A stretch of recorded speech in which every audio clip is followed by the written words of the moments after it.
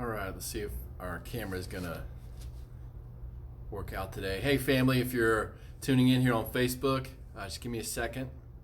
Make sure everything is up and running. Looks like we're good to go. So today's video is a popular topic, cancer prevention, what you can do now to avoid getting this disease, how it develops. I'm going to give you some practical things to do. In our office this month, we're all about cleaning out your toxic environment on your body, in your house. So as I go along and explaining cancer this morning or this afternoon, hopefully you get a real clear understanding of how this develops and how to connect between your environment and cancer. And the first thing I want to share with you is a really fascinating conversation this morning with a dear friend of mine, Dr. TJ Osborne. Many of you out there watching this know him. And incidentally, if you're catching this on Facebook sometime, either right now live or later, I appreciate you sharing this. Every time one of these videos gets shared, we get a question, we get somebody reaching out to us looking for help, looking for answers. So if you like and share this thing, it will go out and help somebody else in the world. Because how prevalent is cancer nowadays? Depending on the research you read, you're looking at almost 1 in 2 people, let alone the other things that come along with a toxic environment, things like headaches and allergies and that kind of thing. So, cancer. The first point about any of this and what Dr. TJ and I talked about was life happens. If you look back through the history of the world, life happens on Earth due to a perfect combination of environmental factors. Everything is in balance. The right things are necessary. All the mineral composition, all the amino acids, God gave all of this to us, and the environment was just right for life to begin, for life to happen. When he breathed that first breath into Adam, everything was set up in such a fashion, in perfection, for life to happen. And it doesn't happen on Mars, it doesn't happen on Uranus, it doesn't happen on Mercury, because the environment's not right. Now, there are rocks on other planets, right? There's mountains, there's crevices, there's dirt, there's minerals over there, but the environment isn't right for life. Our environment here should be just right. So if you mess up your environment with some toxic stuff, whether it be, a commercial toothpaste or deodorant, or even a candle from one of these big commercial companies that sell candles that this smelly fragrance thing, those all add up. Perfumes and colognes and all these things, all these chemicals all over the place, toxify our bodies. So now we've gone from a perfect environment where things were lined up wonderfully and beautifully made for us to have life. You've now interfered with an unnatural environment. You've created a bad environment, and of course your body's going to respond with some type of what we call disease process. So specifically with cancer, obviously if you line up 2 people, right, or 100 people that smoke versus 100 people that don't smoke, which group is going to have more chances of getting cancer? The smokers, right? Or if you line up 100 people that eat fast food versus 100 people that don't eat fast food, which one is more likely to die of cancer? Fast food. How about this? You line up 100 people that have a bad spine versus 100 people that have a healthy flowing spine. Which of those 2 groups is more likely to get cancer? See, there are principles in your body. If you create a bad environment, your chances of dying of cancer are skyrocketing. They're growing up. They're going higher and higher. And all the little things add up, from bad soaps to hairspray, to all these things that are around us. So you've got to look at it microly, that everything you put in your body is disrupting this perfect balance, this perfect harmony that your body should have. We're interrupting life, literally what God gave you. So cancer is just a term, it's a word that the medical system has given to this process of us interfering with our body. This isn't some weird, real space age heady thing either. You can look down at the way a cell works, and I want to give you some ownership on how a cancer cell develops. All of our cells, right, they use certain fuel to live. And they need to be around other cells, forming this community, forming tissues and organs that we call this human being. So your cells are important. Each one of them is important. You mess with one of them, it's going to have this ripple effect, right? So if your cells, so picture your cell in there, it has to have certain things. It's got to have primary fuel, things like oxygen. How important is oxygen to you? How important is oxygen to a cell? Well, if you starve the cell of oxygen, what's going to happen? If you quit breathing, what happens to you? Well, if you starve the cell of oxygen, what happens to the cell? It's going to die. Now, the same thing applies if you starve the cell of minerals. If it doesn't have minerals to use as fuel, it's going to die. If it doesn't have amino acids, it's going to die. But in the case of oxygen, oxygen is really one of the primary fuel sources, right? Your brain is talking to every cell, tissue, and organ in your body through your nervous system, coordinating and organizing it. If some of the cells need more oxygen, they're going to tell your brain, hey, send us more oxygen. Your body's going to rise up and do its thing and send oxygen to your tissues. So your cells have to have oxygen. That's a key part on how cancer develops. So let's say that you create an environment where you've toxified your body, you've messed up the chemistry of your body with all these chemicals, fast food, colognes, perfumes, hairsprays, deodorants, a big one. You know, all these chemicals that we slather on our body, shampoos.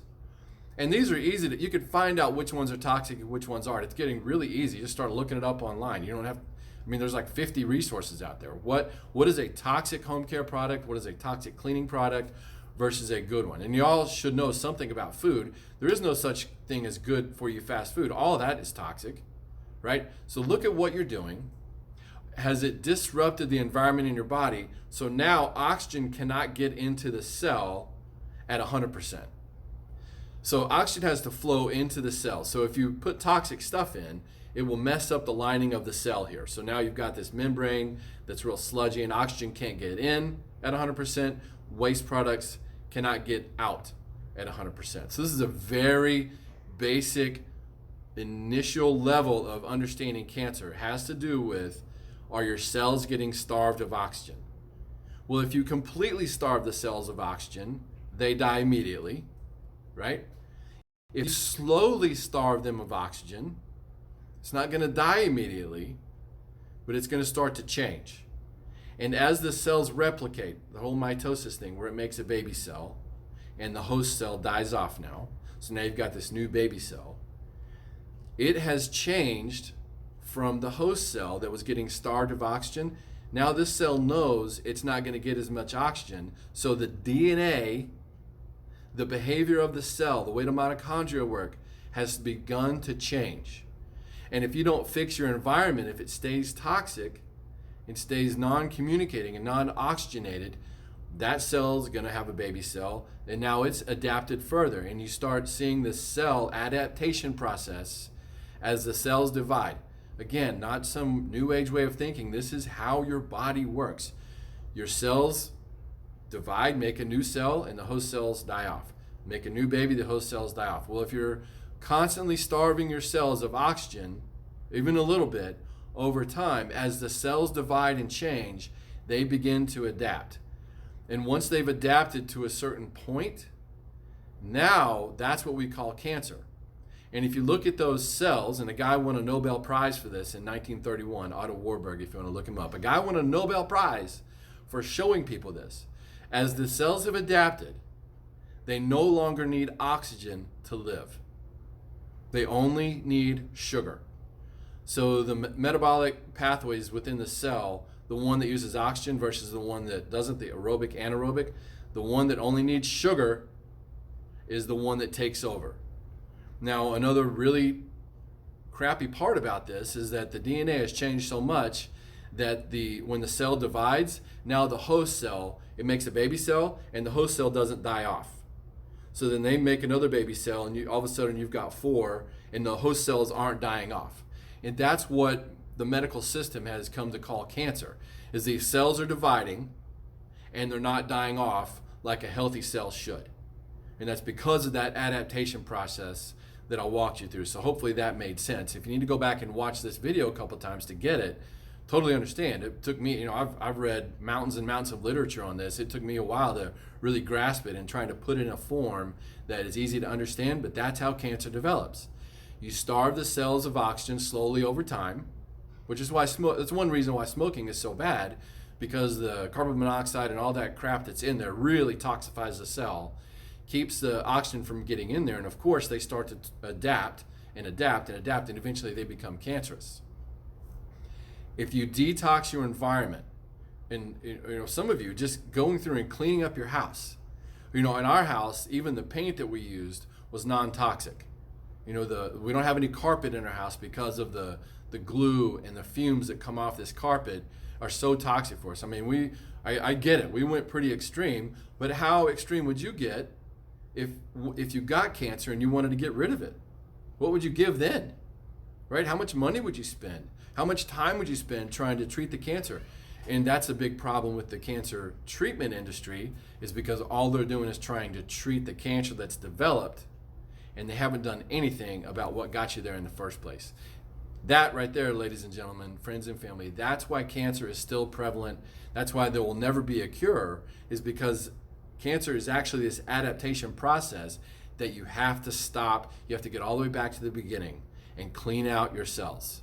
That's where this, detoxing, all these buzzwords that are happening nowadays. There's a bunch of ways to clean up your body, but just start by taking out the garbage that's in your house, taking out the garbage food, get your spine flowing. If your brain can get to your body, it could recognize where some of these cells are beginning to develop, and it'll send immune cells to go there and clean them out, right? Get your brain and spine working, clean out your environment, understand that you are a beautifully and wonderfully made creation of God. You were made in this perfect environment. Don't jack up the environment. Don't jack it up. It's my belief, and hopefully we'll see this sometime in our lifetime. So I'm 48 years old. I think by the time I'm 80 or 90, maybe our culture or our society will wake up and realize that the last 100 years of treating cancer with chemotherapy and radiation hasn't done anything except make some people a ton of money. And when I say it hasn't done anything, what I'm talking about is in general. Cancer rates are higher today than they've ever been. They tell you women to get mammograms and everything when you're 30 because they're diagnosing you when they're sooner, but the cancer rates today are just like they've always been. In fact, if anything, they're worse and worse and worse. Our children are heading into this, and if we don't start changing our environment, understanding how cancer develops and taking action on that, it's only going to get worse. And I think I have hope, right, in humanity that we wake up. We're not a sheep. When does a sheep realize they're a sheep? At the slaughterhouse. Don't wait that long. Start changing your life today. You can turn it around. God didn't give up on you. No matter how sick you might feel, if you start making these changes, your body will start to correct itself. Get your spine right. Clean up your food. Clean up your environment. We've got a list of stuff here in the office. Just reach out to us if you need anything. Remember, drugs are bad. God is great. So are you. This is Dr. Hooten signing off. Love you guys. Talk to you next time.